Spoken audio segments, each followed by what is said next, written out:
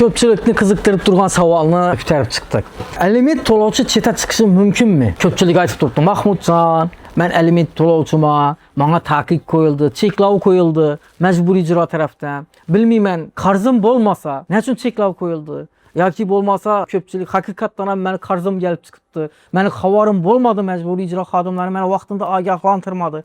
Menga taqiq qo'yilibdi. Ya'ni men O'zbekiston hududidan tashqariga chiqib bilmay turibman. Men rizqimni boshqa davlatga borib terib kelaman. Ya'ni musofirchilikka chiqib ishlab kelaman. Hozirgi O'zbekiston sharoitida ish bor, ammo meni qanoatlantirmaydi. Men O'zbekistonda o'zimga mos ish topib bilmay turibman. Ya'ni Germaniya davlatini, Fransiya davlatini, Rossiya davlatini, Qozog'iston davlatlarini borib ishlashakman dedi. Ko'pchilik umra safarlariga ketib bilmay turibdi. Umra safarlarini bilasiz, ziyorata. Majburiy ijro tarafdan taqiq qo'yilgan. Nafaqat taqiq. Hozir O'zbekistonda qizil pasport bor, bilasizlar. Ushbu qizil pasportni ham hatto olib bilmay turibdilar. Ushbu taqiq sababli. Demak, qaralarimizni qiziqtirib turgan savol, aliment to'lovchi chet elga chiqishi mumkinmi degan savolni berib turibdilar. Ushbu savolga javob berib o'tib ketaman. Ha, albatta. Aliment to'lovchi respublikadan tashqariga chiqib ishlash huquqiga ega. Qaysi holatlarda ega?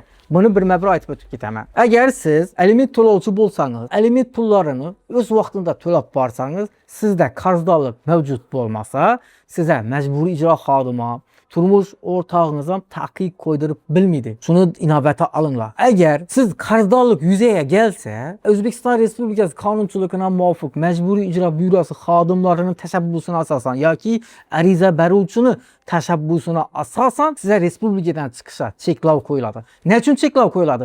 Aliment to'lovchi o'z majburiyatini bajarmasdan, majburiyatini suiiste'mol qilgan holda respublikadan tashqariga chiqib qochib qo'yatir. Ya'ni voyaga yetmagan farzandlarini ta'minlashdan bo'yin tovlab turibdi degan maqsadda cheklov qo'yiladi o'z asosida. Shunda bir savol tug'iladi. Xo'p, bu cheklovni qo'ydirmaslik uchun nishatishim kerak. Siz bu cheklovni qo'ydirmaslik uchun birinchi navbatda qarz bo'lmasligingiz kerak. Har oyki alimentni bir oy oldin to'lab yurish kerak. Misol, oktyabr oyida to'lanadigan aliment pulingizni sentyabr oyida to'lang. Bu ishsizlar uchun aytilib turibdi. Ishlilar uchun O'zbekiston Respublikasi mehnat haq to'lash tartibi bor. Ish joyingizdan o'zi avtomatik o'tib boradi. Bunday holatda ham sizga taqiq qo'yilmaydi. Xo'p, endi taqiq qo'yildi.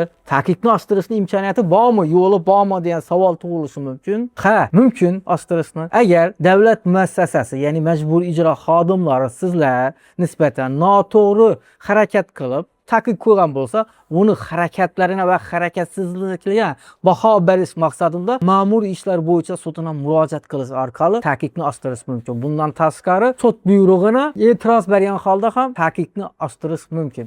Faqat sud buyrug'ini qachon bekor qilib bo'ladi? Agar siz aliment to'lamagan bo'lsangiz, alimentni tan olmagan bo'lsangiz, to'lashni tan olmagan bo'lsangiz, ostirib bo'ladi. Demak, aliment to'lab yuribsiz, qarzdorlik mavjud bo'lib qoldi.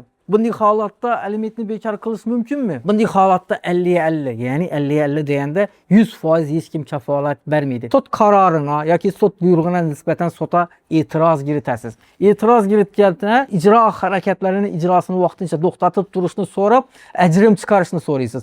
Bunday holatda sud ajrim chiqaradigan bo'lsa, ushbu ajrimga asosan majburiy ijro xodimlari taqiqni olib turishi mumkin.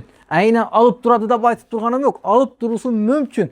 Buning holatdan tavakkal bo'ladi. Demak, yana bir yo'li bor, turmush o'rtog'ingiz bilan yarashish. Endi ko'pchilikka turmush o'rtog'ingiz bilan yarashish degan narsa boshqacha tuyulishi mumkin, lekin shunday holat bo'ladi, turmush o'rtog'ingiz bilan yarashmoqqa siz majbur bo'lasiz. Sababi turmush o'rtog'ingiz bilan yarashishga majbur bo'lish bu alimentdan bo'yin tovlash uchun emas, oilani saqlab qolish uchun yarashishga majbur bo'lasiz. Ko'pchilik ayollarimiz to'g'ri noz qilishi mumkin.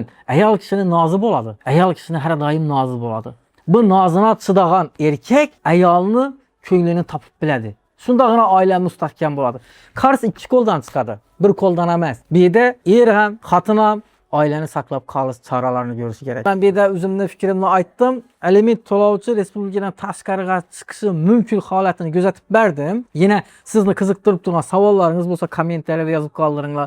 Bo'lmasa operatorlarimizga bog'lansangizlar, mutaxassislarimiz bilan bog'lab berishadi sizni. Yuristlarimiz va advokatlarimiz va shular bilan bog'lab berishadi. O'zingizni qiziqtirib turgan savollari xohlang yozma tartibda javob olasiz, xohlang og'zaki tartibda javob olasiz. Siz operatorlarimizga bog'lanib, o'zingizni qiziqtirgan savollarni berisiniz mümkün. Demek mənim sizlərdən bir dana iltimasım var, hörmətli kuzatuvchilar.